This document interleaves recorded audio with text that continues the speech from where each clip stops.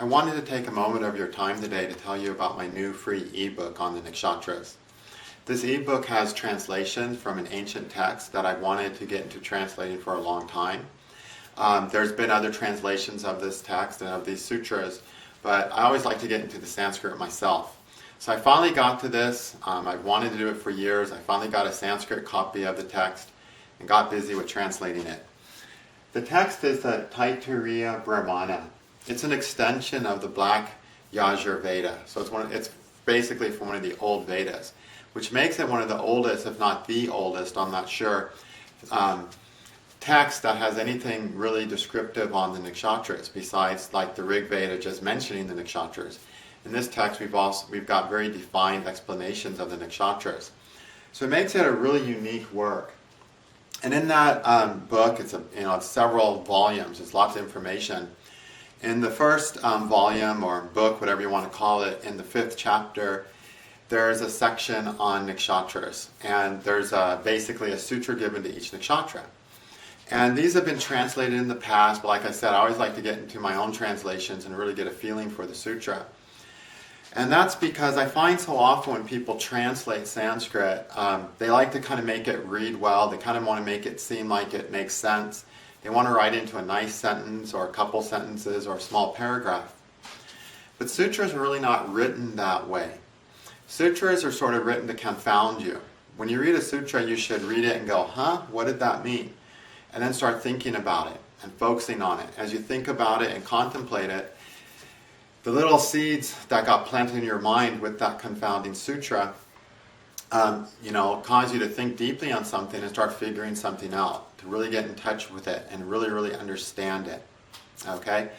So I find most translations of sutras don't really let you do that. They more are not exact translations, not literal translations. They're more what the person thinks the sutra means, or even a commentary on the sutra. And those are really helpful, and we should all read each other's ideas about what a sutra says, and we should read each other's commentaries on what the sutras say. But we should always start, in my opinion, with the bare bone minimums of the sutra itself.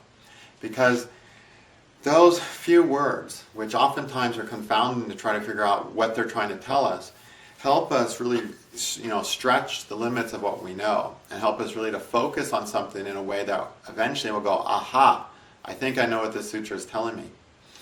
But more importantly, when sutras are written in that format, and when we don't translate them out of that format, we're basically dealing with a description of an energy, especially with respect to nakshatras. In fact, the title of my book is 27 Energies of the Lunar Mansions. So I really wanted to get into the feeling of the energy of these sutras. And I couldn't really get into that with any of the English translations I found. So I got into the Sanskrit, and it was just like hours, few hours of fun just focusing on every sutra and just watching an explosion of meanings come into my consciousness after trying to make sense of these sutras. And rather than just reading something that I can kind of go, oh yeah, I kind of got that, that makes sense. The sutras, when you read them in their pure form, are like, what? What do they mean? Okay, let me study, let me think, let me contemplate. And then you can get so much out of that sutra. Through that process, you can get hours of information out of that sutra. So, the form of my translation is very literal. It's designed to, be as close to the Sanskrit meanings as possible. And that means the sutras may not read intelligently. They might sound like they don't make sense. Like, what does that mean even? And that's how it should sound. You should be going, what does that mean? Let me think about what that could mean. And out of that process, you should get a lot of information. Okay? So I wanted to put the sutras out there to the public, to the astrologers, in the least adulterated form as possible. The minute we turn into English, it's adulterated. But I wanted to make it the least adulterated, just very cryptic, very to the focus and the point and the energy of the nakshatras as I could. Okay? So you can start your nakshatra studies on a very basic level, on the level of the energy of the nakshatra. Because really we're trying to understand the energies of the nakshatras. Nakshatras aren't so concrete like rashis and houses and those things. They're the very energy that drives everything, that drives things out of the rashis, that drives things out of the houses, that drives things into our lives. It's really the power, the energy behind that.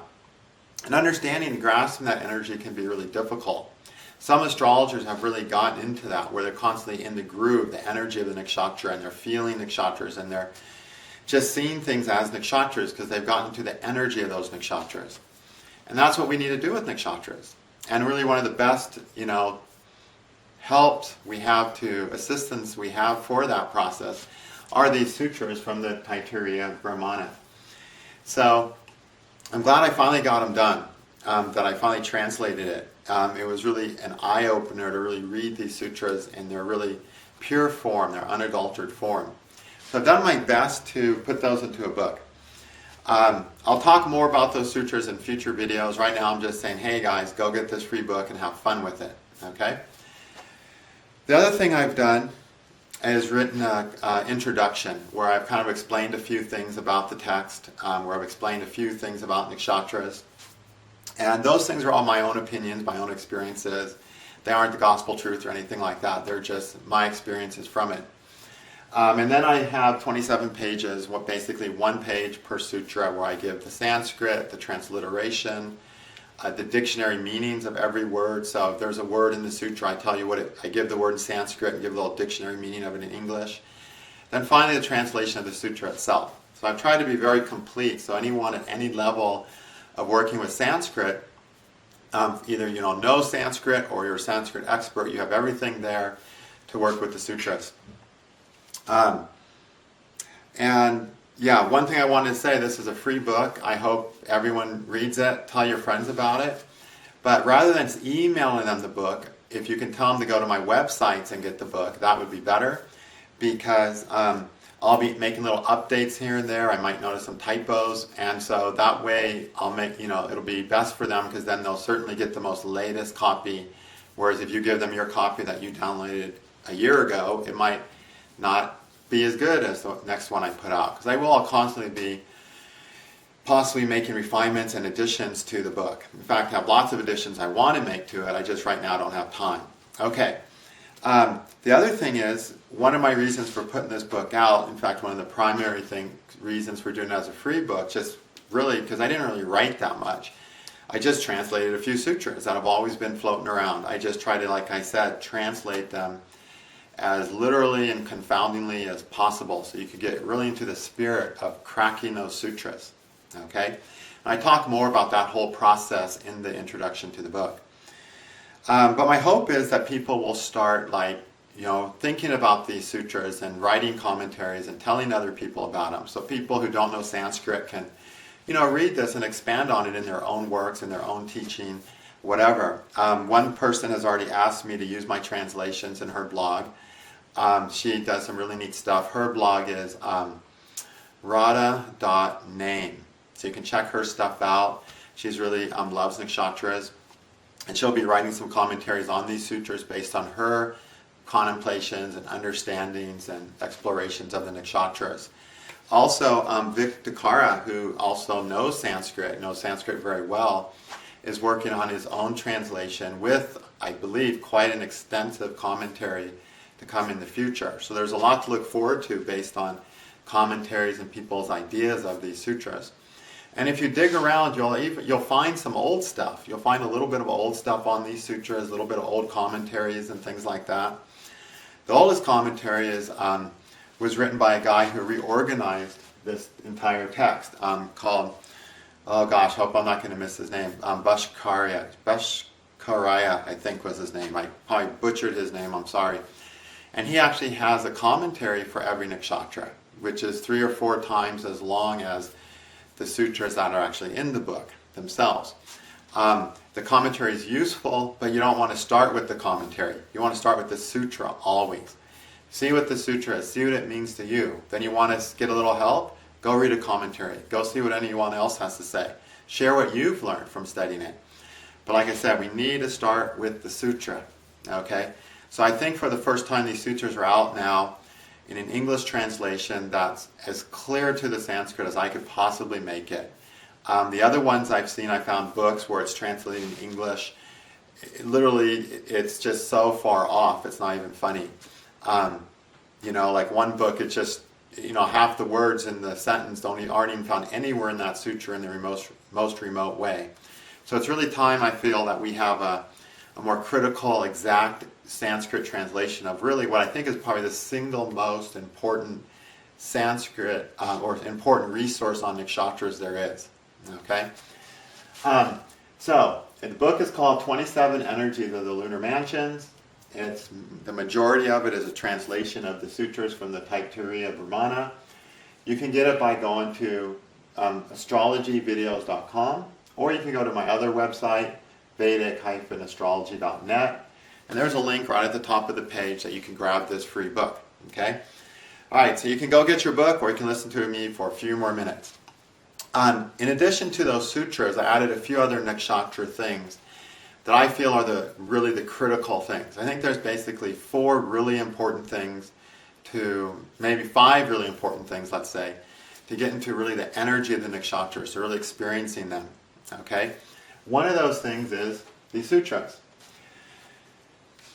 Then I think the thing I like second most is simply the Dhatu, Mula, and Jiva aspects of the nakshatras. So starting at Ashwini, the nakshatras are Dhatu, Mula, Jiva, Dhatu, Mula, Jiva, and keep going to the end. Dhatu are the minerals, Mulas are the plants, Jivas are the animals. Those are very different qualities.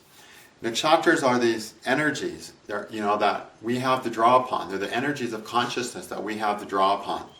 We most regularly draw upon that energy of our moon. We also strongly draw upon the energy of our Ketu nakshatra. We least draw upon the energy of our Rahu nakshatra. And then we draw on to some degrees of the energies of all the other nakshatras all our other planets are in.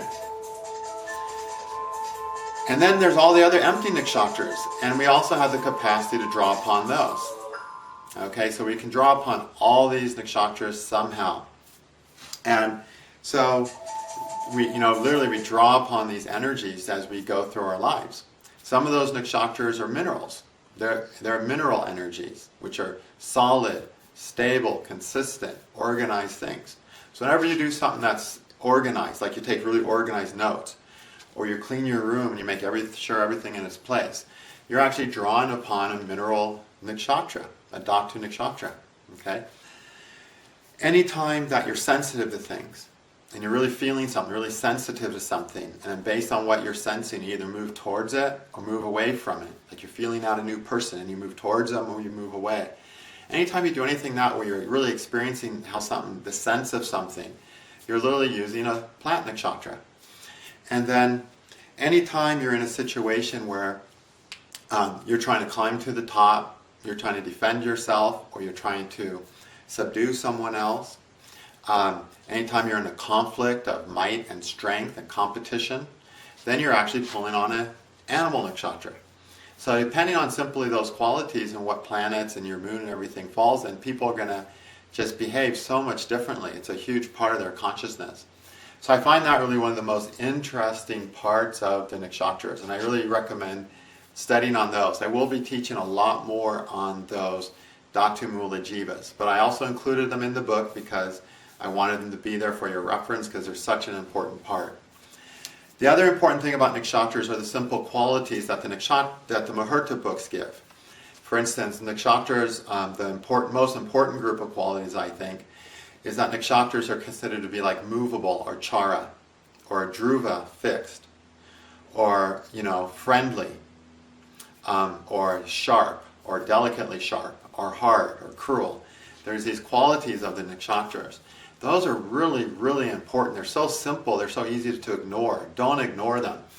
As you contemplate the sutras from the text, if you add the idea of, okay, this is a fixed nakshatra, this is a changing nakshatra, this is a cruel nakshatra, it'll really help you expand the meaning of the sutra and the meaning of that nakshatra. Those are super important parts to the nakshatras. Okay, so I put those in the books. The other thing that's really important for understanding nakshatras is to get into the mythologies of the deities. Sadly, a lot of that is not really easily available. Fortunately, a lot of people are putting out a lot of things, a lot of mythological things about that.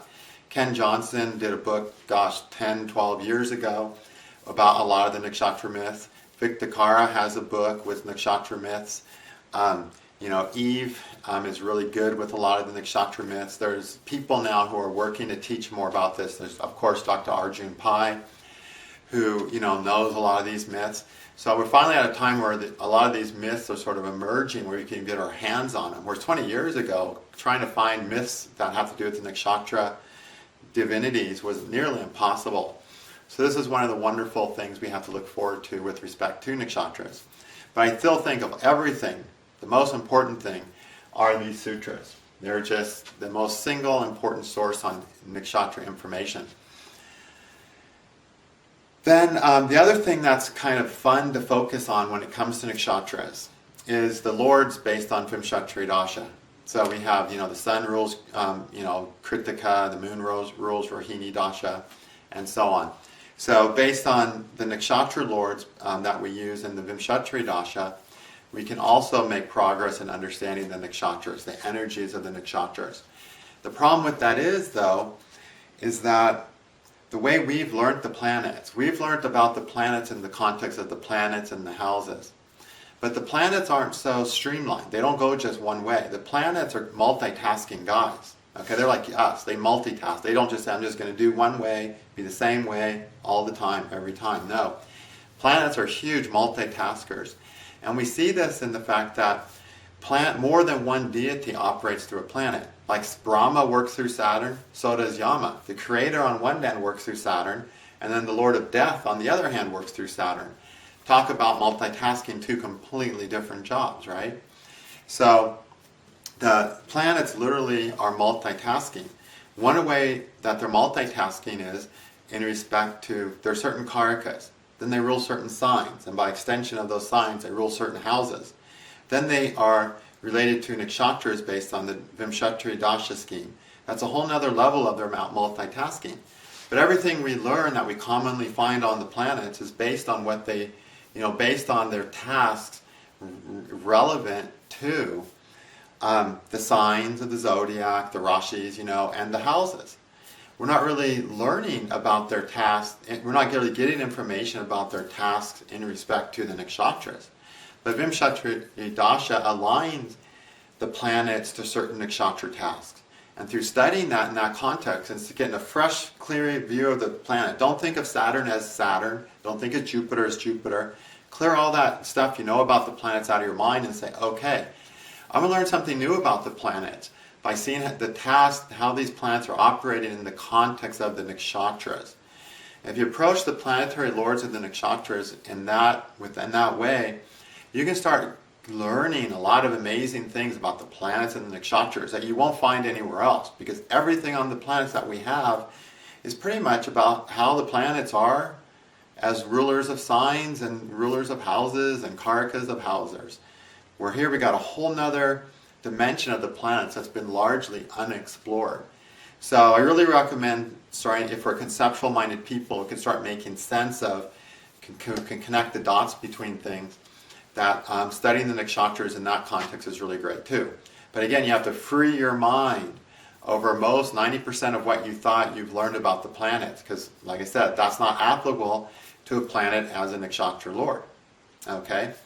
Like for instance, some of Saturn's nakshatras, one of Saturn's nakshatras is Anurad, which is what comes along with the gift. So if I give you a present, the present is one thing, but what comes with it, that's what's important about the present. The happiness you get, how that present helps you in your life, the friendship with which I pass that present on. That's what really makes a present a wonderful gift. And that's the nakshatra Anurad, and it's ruled by Saturn. You're like, wait a minute, how does Saturn rule this really friendly, nice nakshatra? So think about it in the context of those. So as you learn more about the nakshatras, you can start learning dimensions of the other planets that you never knew existed. And those dimensions are operated in the chart anytime you're working with your nakshatras. Okay? So keep that in mind too. So there's a lot of good things coming up in nakshatras. My little bit of contribution is a fresh translation of these sutras, and a lot of people are working on more and more nakshatra stuff. So it's really the best time it's been for learning about nakshatras that I've seen since I really started doing Vedic astrology 25 years ago. Okay, so astrologyvideos.com or astrology-videos.com or Vedic-astrology.net. You can go grab that free book. Thank you.